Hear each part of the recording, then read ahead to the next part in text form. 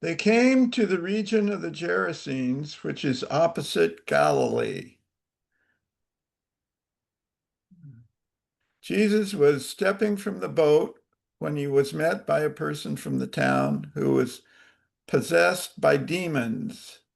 The demoniac had not worn clothes for a long time and was homeless, living among the tombs instead.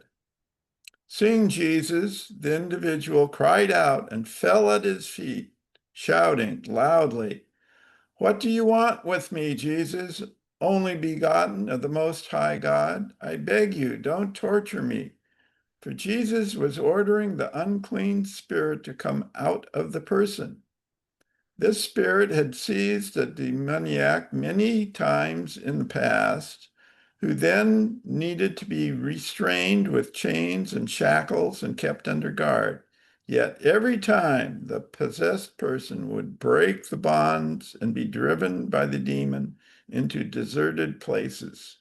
"What is your name?" Jesus asked. "Legion," it replied, because many demons had entered the person, and they pleaded with Jesus not to order them to depart into the abyss.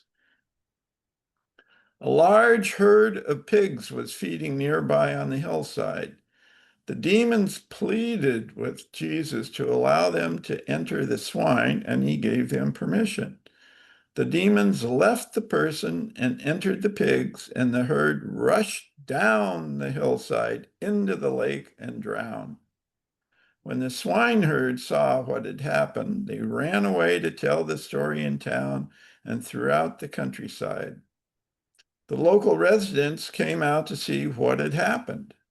And as they approached Jesus, they also saw the exorcised person sitting at Jesus' feet, clothed and of right mind. They were afraid. Those who had witnessed it told the others how the possessed one had been made whole. Panic overcame the whole population of the region of the Gerasenes, and they asked Jesus to leave them. When Jesus has gotten into the boat to leave, the person who had been healed asked to go with him. But Jesus said, "No, go back and tell everyone what God has done for you." So the one who had been made whole went off and proclaimed throughout the region what Jesus had accomplished. Holy wisdom, holy word, thanks be to God.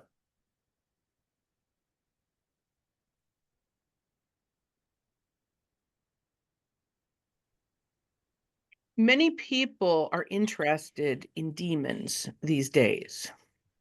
I was at Pride in the Park at the beginning of this month with Living Water, which, as you know, is a inclusive Catholic community. And this lady came up to me and said, "I'm not religious, but if I were, I would be Catholic because demons, you know how to deal with demons."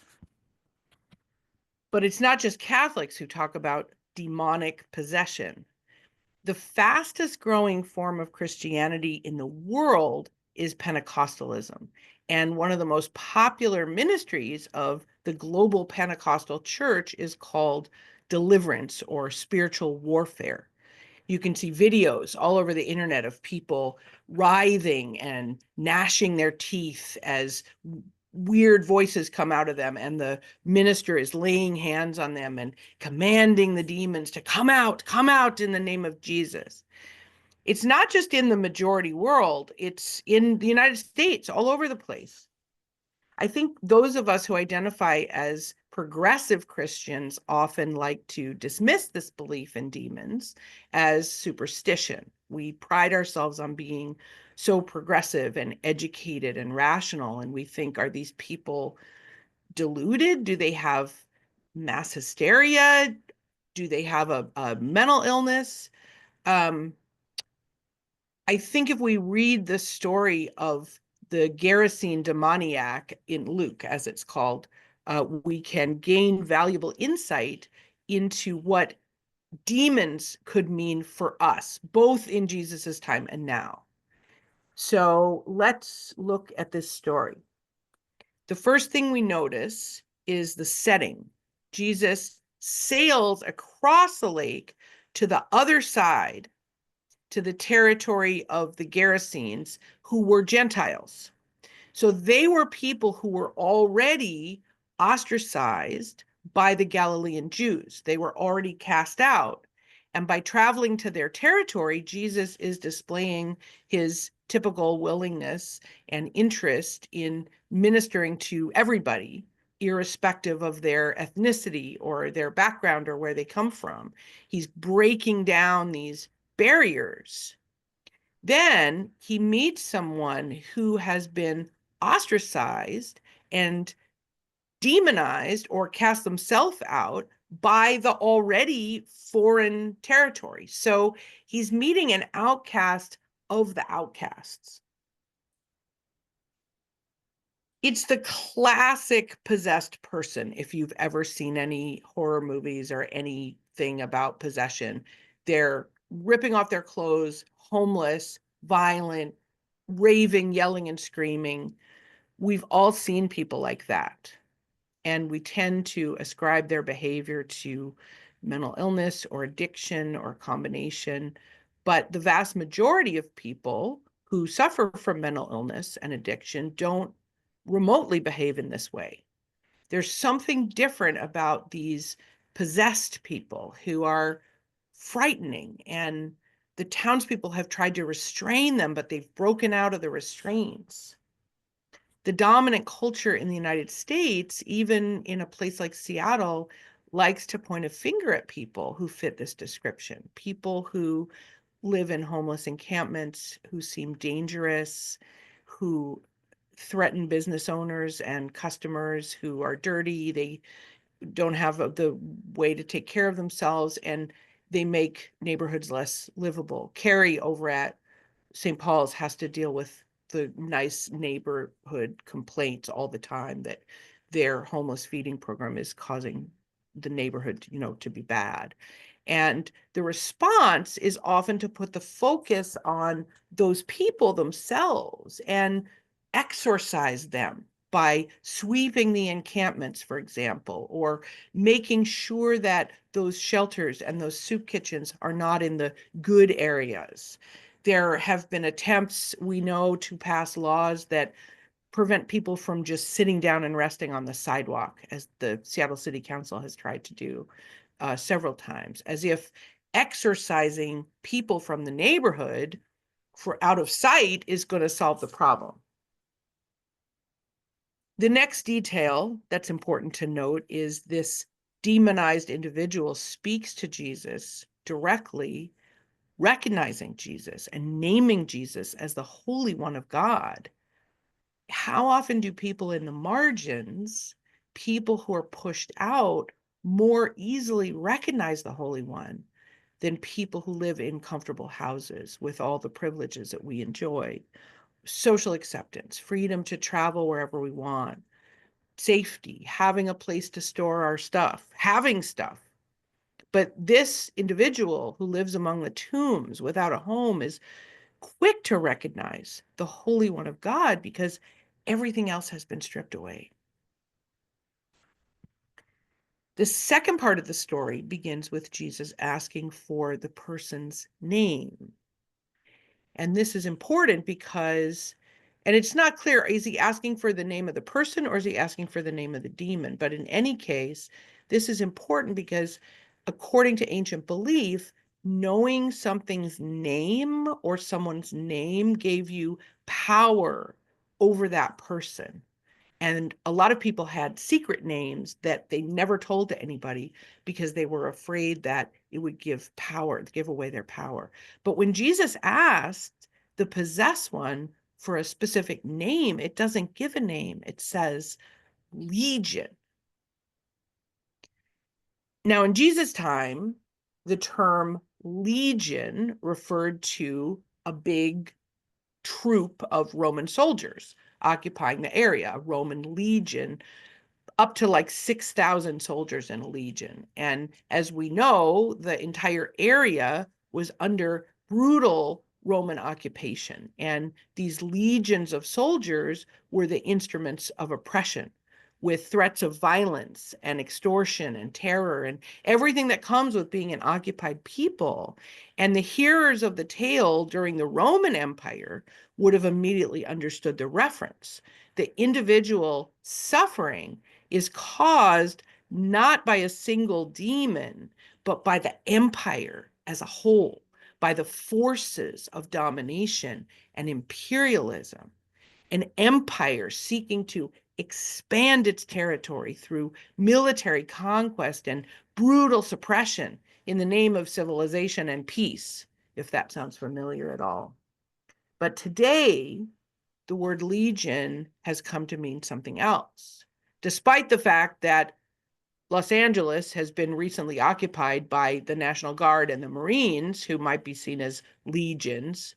We also use the word legion in a broader sense. I would suggest instead of the word legion, we might think in terms of systems.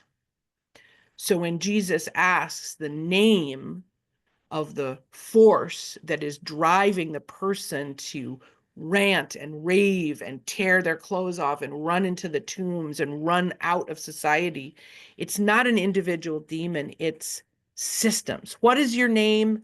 Systems. Let me give you an example from my own experience. I have a good friend, her name's Jane, and she's a retired university professor. She's kind, mature, healthy, thoughtful person. A few weeks ago, she got a frozen shoulder. Some of you may have experienced this, really painful. And the doctor told her, she couldn't do her normal activities. She couldn't garden, she's in her 70s. She couldn't go kayaking. She couldn't even really walk with like a little backpack on. So the doctor said, you need to go to the physical therapist to address this frozen shoulder.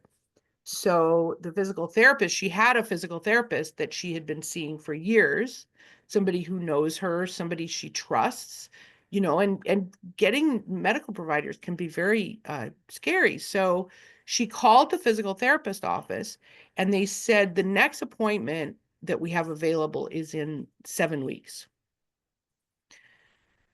So she's dealing with this frozen shoulder. She went on the website for her health insurance provider. She's got, a Medicare Advantage plan. And, she searched, as one does if one has the wherewithal to do that, looking for another physical therapist. And most of the ones that were on the insurance company website had kind of mediocre reviews. And she was like looking and trying to find one. Finally, she found one that looked okay. She called the office and they said, oh, we're no longer covered by that plan.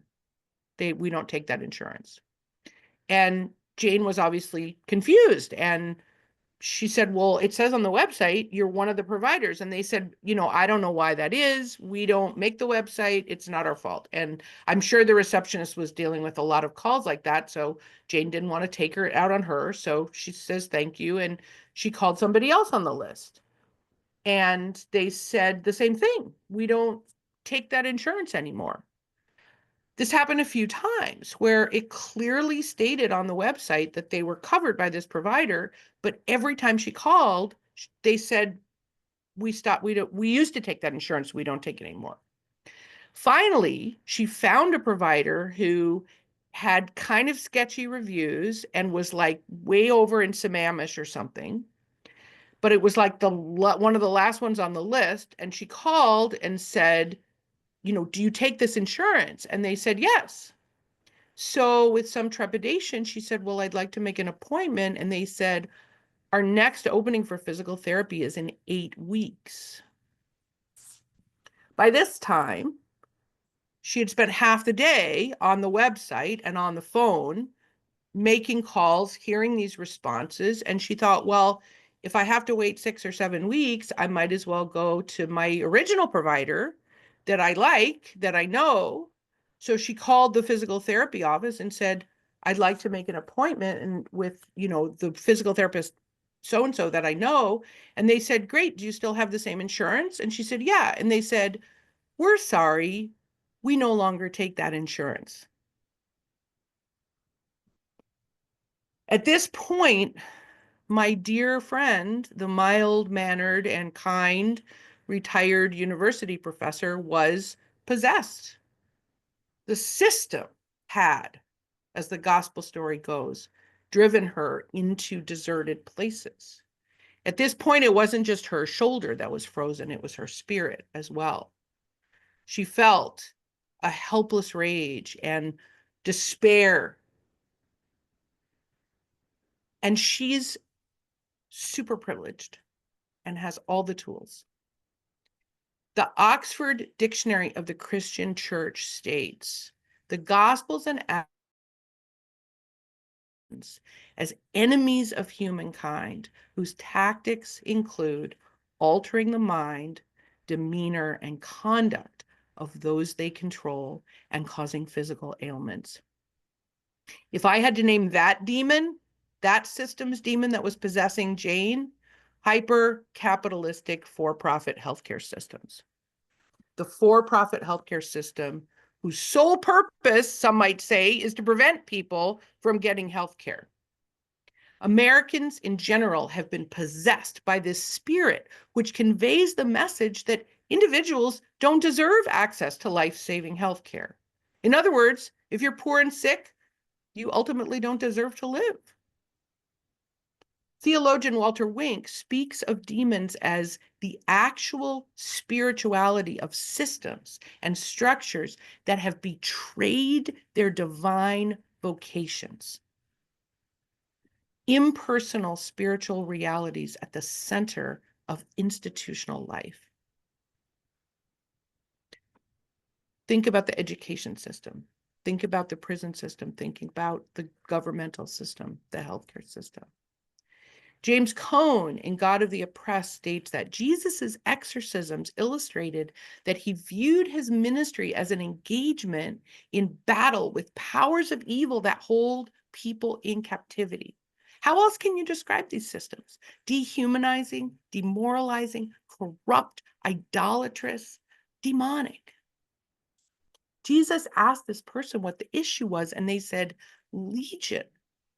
Systems of oppression become internalized, and people's minds start to mirror the domination system until people lose their sense of agency, their sense of self-worth, and their voice. We, like the Gerasene demoniac, can ultimately lose an understanding of what it means to be human. Jesus shows us again and again what true humanity looks like, which is to be possessed by the spirit of love instead of the spirit of domination. Jesus was able to cast out these evil forces by naming them, and I believe we can do the same. Walter Wink, when he was working for freedom in South Africa in the 80s, he asked, what if in prayer meetings and worship services all over South Africa, they rebuked the spirit of apartheid, and people were invited to testify to their deliverance from its spell. There's something about speaking the truth, naming these forces, white supremacy, corporate greed, militarism, that help us to engage with them in a more genuine way than naming or blaming specific individuals. What if we identified our justice work as spiritual warfare? What if when we march, when we hold up signs, when we write to our state or national legislators, when we speak out in solidarity with oppressed people, we are engaging in spiritual warfare, casting out demons, demons of ignorance, demons of corruption, demons of income inequality. It's interesting because I don't know if you noticed, but at the end of the story, when the person is now clothed in their right mind, sitting at the feet of Jesus, the townspeople are not happy. You'd think they'd be like, thank you. This scary person was healed. But instead, they tell Jesus to leave. The gospel even says that panic overcame them. Why? Maybe it's because all their pigs got drowned, but I like to think it's because they didn't have anybody to blame for their problems anymore. They couldn't point their finger at any one individual as the source. The problem that Jesus named was legion. An understanding of this will not only help us engage with these systems, but it will help us stop demonizing certain individuals who are products of these systems. How many of us personally attack Donald Trump, for example? Very easy to attack, making caricatures of him as if he were a demon and not a human being. No matter how much he may perpetuate these systems and benefit from them, he could not have risen to power in this country without the systems that have been in place from the beginning: racism, exploitation of workers, military-industrial complex. That's what brought him up. Even worse than demonizing a human being like Trump is believing that all we have to do is get rid of him and his evil advisors and everything will be fine. Let's just try to get somebody else elected. The people who breathed a sigh of relief when Biden was elected, and all of us, need to realize there's no easy fix for these systems. Voting out Trump, I hope it happens. It better happen. Is like sweeping a homeless encampment. It looks good on the surface, but the powers and principalities, as Paul calls them, remain. And we as Christians must engage in continued struggle for collective liberation that it is appropriate to call spiritual warfare. Naming these systems and acknowledging them is the first step to healing. And that is exactly why we need not despair.